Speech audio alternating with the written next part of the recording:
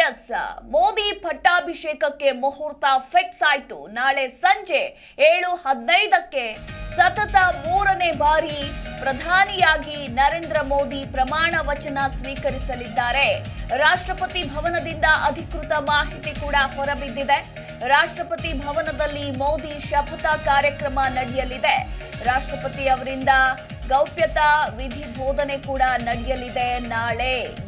ನಾಳೆ ಸಂಜೆ 7:15ಕ್ಕೆ ನರೇಂದ್ರ ಮೋದಿ ಪ್ರಮಾಣ ವಚನ ಸ್ವೀಕರಿಸಲಿದ್ದಾರೆ. ಸತತ 3ನೇ ಅವಧಿಗೆ ಪ್ರಧಾನಿಯಾಗಿ ಪ್ರಮಾಣ ವಚನ ಸ್ವೀಕರಿಸಲಿದ್ದಾರೆ. ಇನ್ನು ಇದೇ ವೇಳೆ ಕೆಲವು ಸಚಿವರು ಕೂಡ ಶಪಥ ಗ್ರಹಣ ಮಾಡಲಿದ್ದಾರೆ ಅನ್ನೋದ್ರ ಕುರಿತಾಗಿ ಮಾಹಿತಿ ಕೂಡ ಸಿಕ್ಕಿರುವಂತದ್ದು. ಸೊ ಇದರೊಂದಿಗೆ ಜವಾಹರ್ಲಾಲ್ ನೆಹರು ಅವರ ನಂತರ ಸತತ 3ನೇ ಬಾರಿಗೆ ಪ್ರಧಾನಿ ಆದ ಮೊದಲ ಪ್ರಧಾನಿ ಅನ್ನೋ ಕೀರ್ತಿಗೆ ಮೋದಿ ಭಾಜನರಾಗಲಿದ್ದಾರೆ.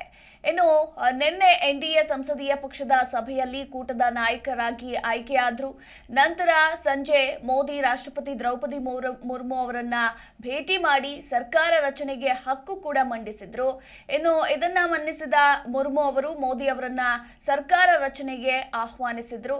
ಎಲ್ಲಾ ಬೆಳವಣಿಗೆಗಳ ಮಧ್ಯೆ ನಾಳೆ ಸಂಜೆ 7:15ಕ್ಕೆ ರಾಷ್ಟ್ರಪತಿ ಭವನದಲ್ಲಿ ಮೋದಿ ಪ್ರಮಾಣ ವಚನ ಸ್ವೀಕರಿಸಲಿದ್ದಾರೆ. ಸತತ 3ನೇ ಬಾರಿಗೆ ದೇಶದ ಪ್ರಧಾನಿಯಾಗಿ ಪ್ರಮಾಣ ವಚನ ಸ್ವೀಕರಿಸಲಿದ್ದಾರೆ.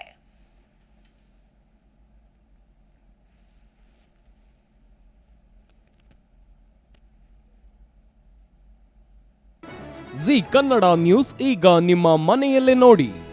ಎಲ್ಲ ಕೇಬಲ್ಗಳಲ್ಲಿ ಈಗ ಲಭ್ಯ.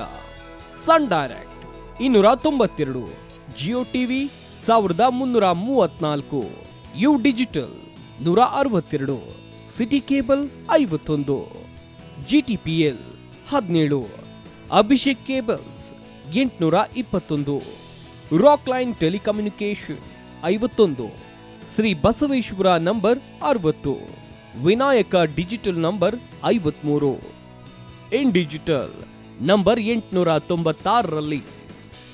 ನಿಮ್ಮಿಷ್ಟದ ಜಿ ಕನ್ನಡ ನ್ಯೂಸ್ ನೋಡಿ ಆನಂದಿಸಿ.